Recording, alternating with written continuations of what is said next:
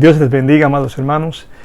En esta noche vamos a hablar de un tema muy interesante sobre la pureza del hombre cristiano. Vamos a orar para que el Señor Jesús nos dé sabiduría para compartir esta enseñanza de la palabra de Dios. Señor Jesús, ante ti estoy para pedirte unción, gracia y entendimiento a fin de compartir tu palabra. Bendice a cada vida, a cada hermano que escuche las enseñanzas. En el nombre de Jesús, tu Hijo amado. Amén. En la Biblia, todas las cosas que ocurren sabemos que son para nuestra enseñanza. A nosotros que nos ha alcanzado el fin de los siglos. Nuestro Señor, en todo lo que permitió que ocurriera, siempre tuvo para nosotros algo que decirnos. En los últimos días, estos estudios he hablado sobre el desierto, lo que significa el desierto. Hemos hablado sobre los sacrificios que se hacían, pero hoy vamos a hablar de otros sacrificios. Y sabemos que los sacrificios que se hacían, hablamos de 5 sacrificios la semana pasada, holocaustos, hablamos de ofrenda de paz, hablamos de la ofrenda por las cosechas, hablamos de la ofrenda por la culpa, hablamos de la ofrenda por el pecado y hablamos incluso de los diferentes muebles que habían en el tabernáculo. Nos acordamos que todos estos sacrificios se hacían en el lugar o en el patio, el atrio del tabernáculo antes del lugar santo.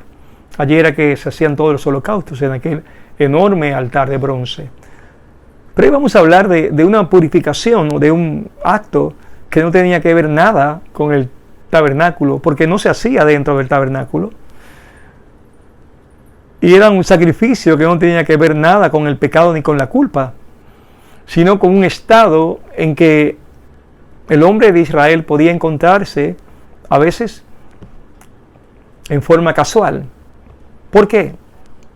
Porque en el Antiguo Testamento, cuando la persona se encontraba con un cadáver en el camino, o cuando entraba a una casa y se encontraba que allí había muerto alguien, la Biblia declaraba que esa persona que estaba junto al muerto o descubrió el cuerpo de ese cadáver era declarada inmunda.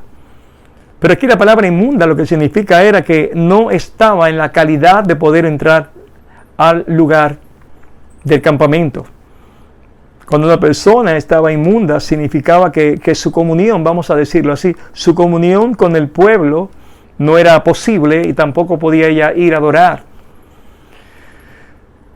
El estado de inmundicia era más bien una mancha o una imperfección en esa persona que iba a adorar. Así como usted no podía ofrecerle a Dios un animal, una ofrenda imperfecta, una persona impura era una persona que tenía una mancha en su vida que no le permitía ser acepto en esa condición de acercarse a Dios. Vemos el ejemplo de María, hermana de Moisés.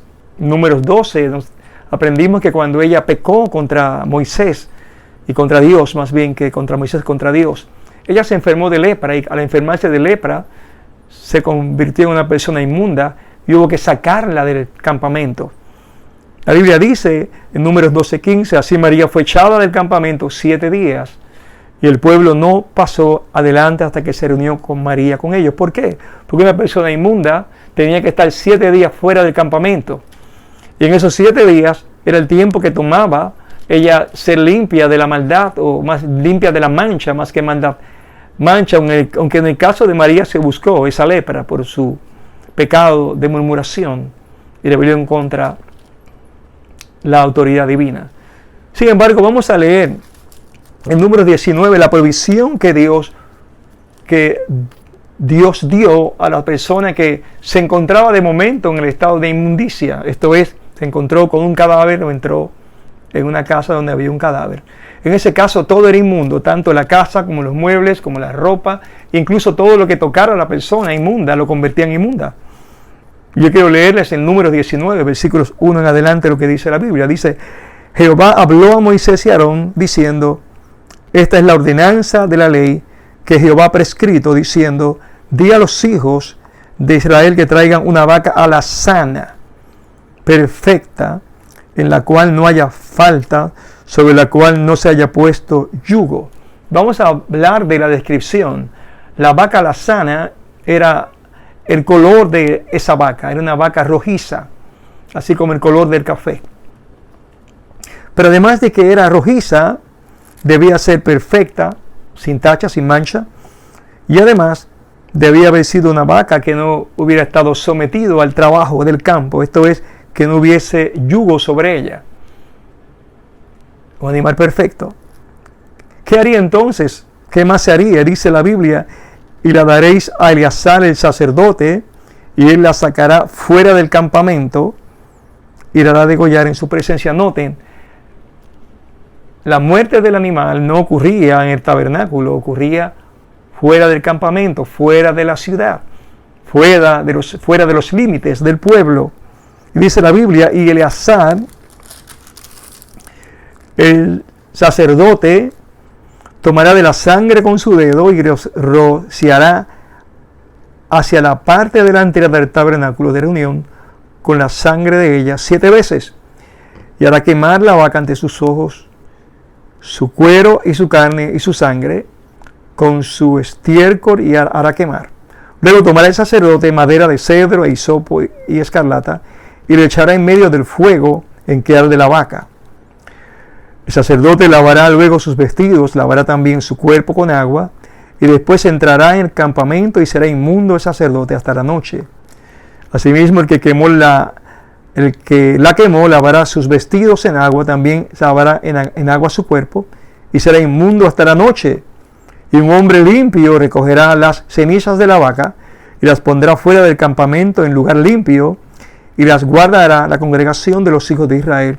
Para el agua de purificación es una expiación. Noten, el agua de la purificación, oiga bien el término, el agua de la purificación estaba compuesta por las cenizas de la vaca que había sido quemada en ese altar fuera del lugar o del tabernáculo, fuera del campamento.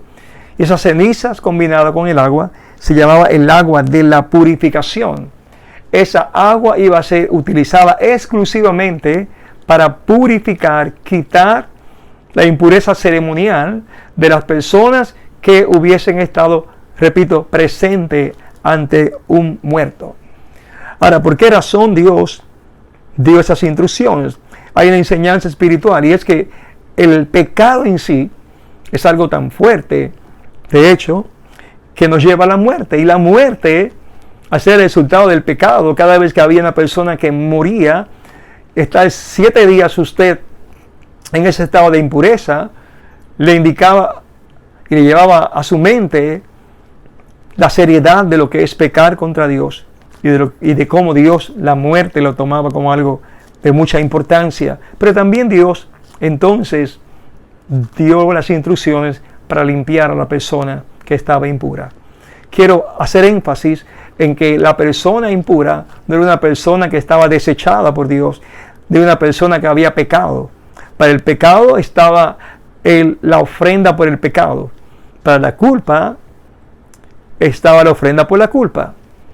Pero en este caso, esta persona que llegó a ser impura, como dije, pudo haber sido por un accidente. Casualmente se encontró en ese estado. Sin embargo, Dios nos quería enseñar que es necesario que estemos sin mancha delante de Él. Que estemos ante Él en la forma que Él quiere que estemos, limpios. Por eso, la persona que había estado en esa impureza tenía que estar 7 días fuera. Al tercer día se lavaba con esa agua, lo lavaban con esa agua de la purificación. Al 7º día lo lavaban con esa agua de la purificación y luego podía entrar al campamento. La obediencia es importante. Si la persona no obedecía estas instrucciones bíblicas, la Biblia dice que sería cortado del pueblo, echado del pueblo. Era algo muy serio.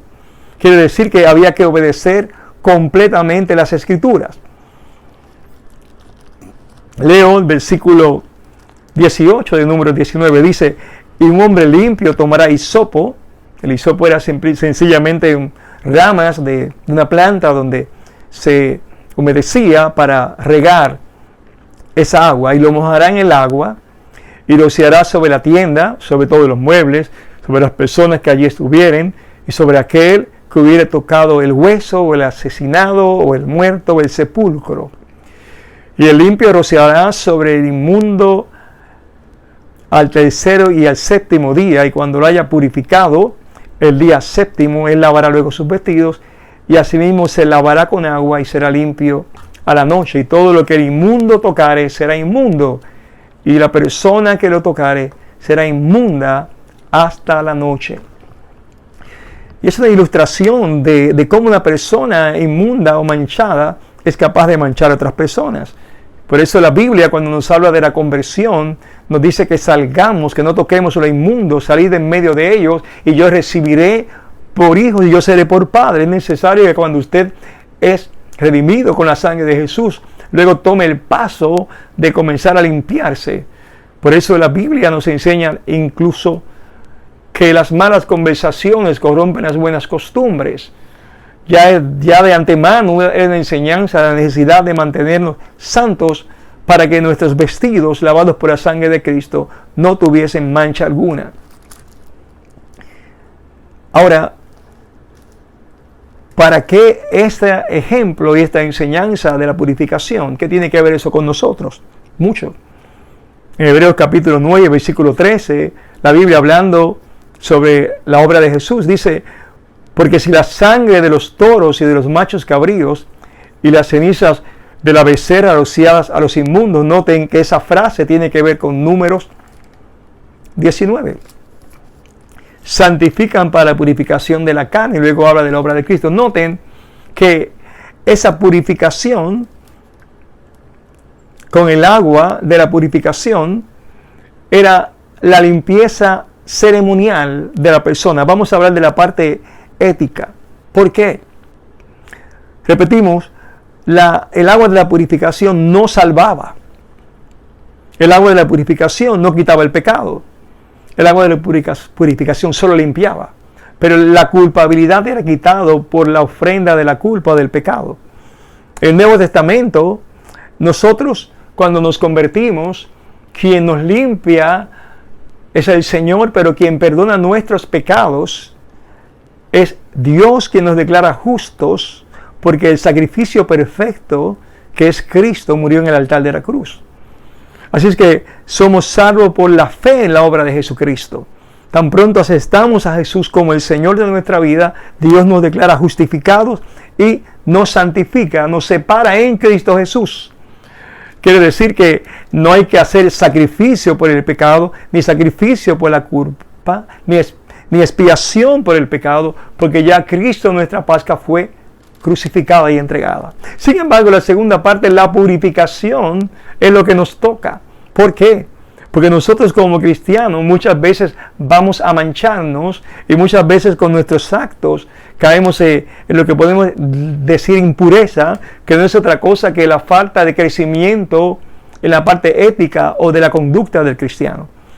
Por ejemplo, vamos a la iglesia de Corintios. Primera de Corintios 1:2 describe esa iglesia diciendo la iglesia de Dios que está en Corinto, y habla, dice, a los santificados en Cristo Jesús, llamados a ser santos, con todos los que en cualquier lugar invocan el nombre de nuestro Señor Jesucristo, Señor de ellos y nuestros. Noten la diferencia, la misma palabra utilizada en dos formas. Primero, son santificados, pero segundo, son llamados a ser santos. Quiere decir que la santificación es la forma que Dios nos llama, o Dios nos ha colocado como elegidos, redimidos por la sangre de Cristo.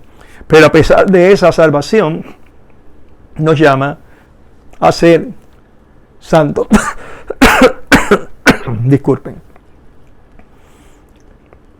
La iglesia de Corintios era una iglesia inmadura, carnal, pero santa, con un llamado a la santidad. En Cristo Jesús somos santificados, pero la meta es que nosotros podamos crecer, que podamos perfeccionarnos a la medida de la plenitud de Cristo. Disculpen. En Efesios capítulo 4, versículo 13, la Biblia dice: hasta que todos lleguemos a la unidad de la fe y conocimiento del Hijo de Dios, a un varón perfecto, a la medida de la estatura de la plenitud de Cristo.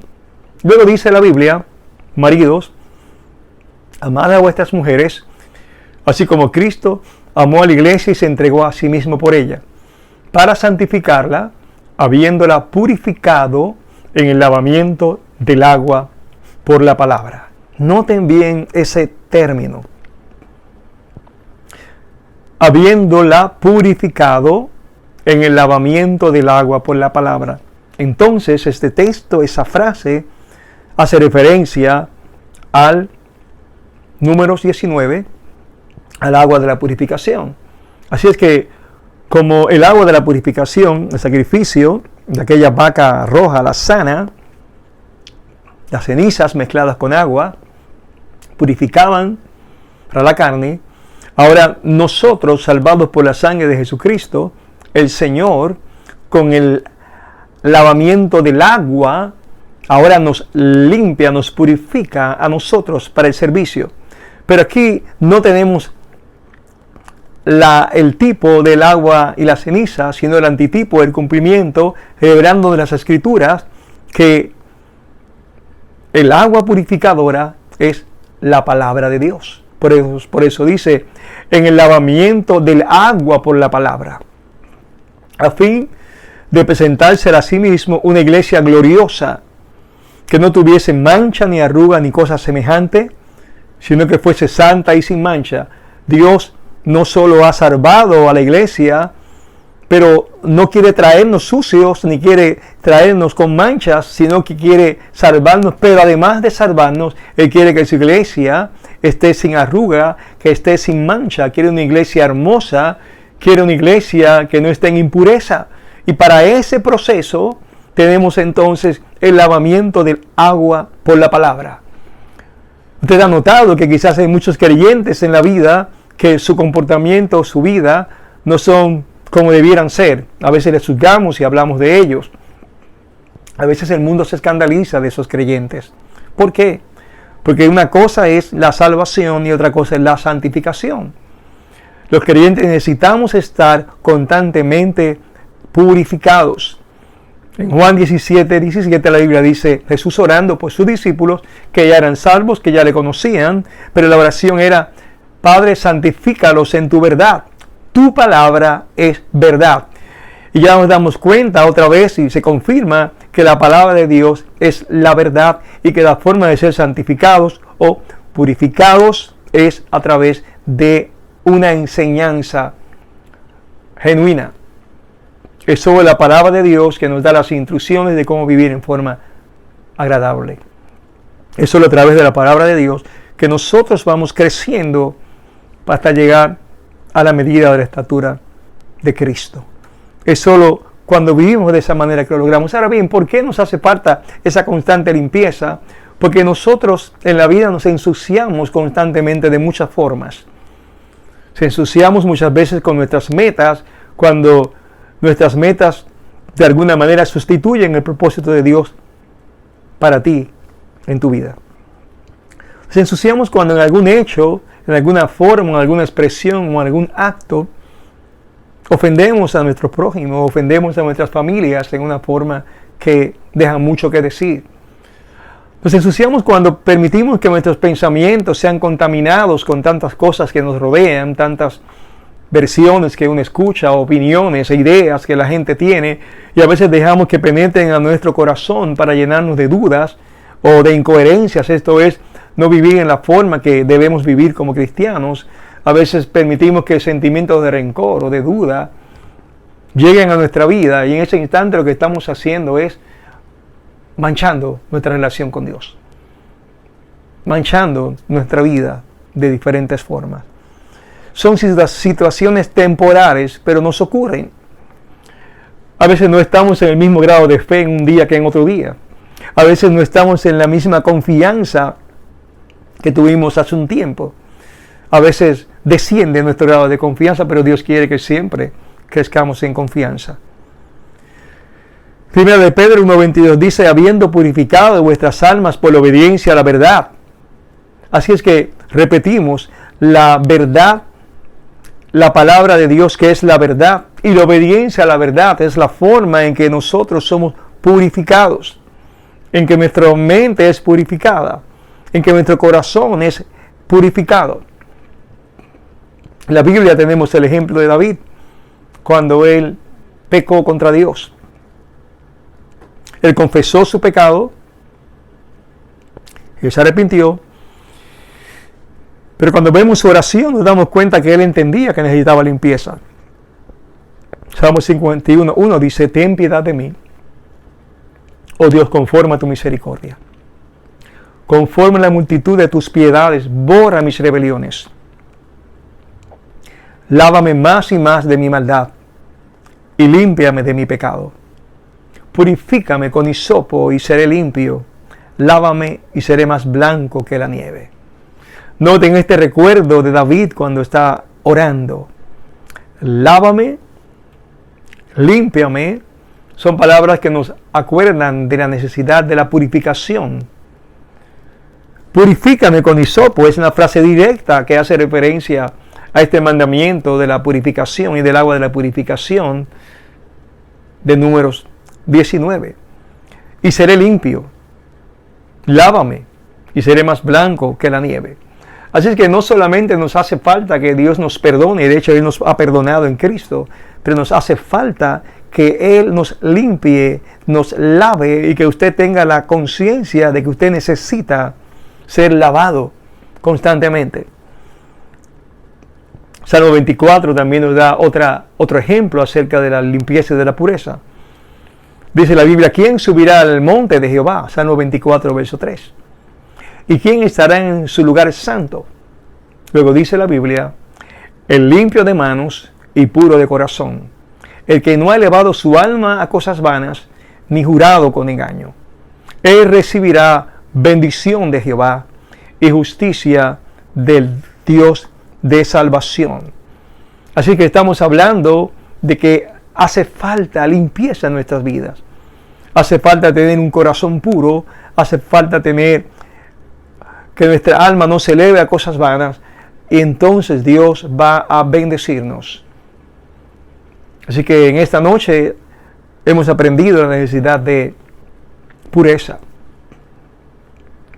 limpieza. ¿Cómo limpiarnos? Ya sabemos, por la palabra. La segunda parte que mencionaré ahora es a través de la confesión. Si alguno ha pecado, la Biblia dice que confiese sus pecados. Tenemos un abogado, a Jesús. Y si confesamos, Él limpiará nuestras vidas, nos perdonará y nos limpiará.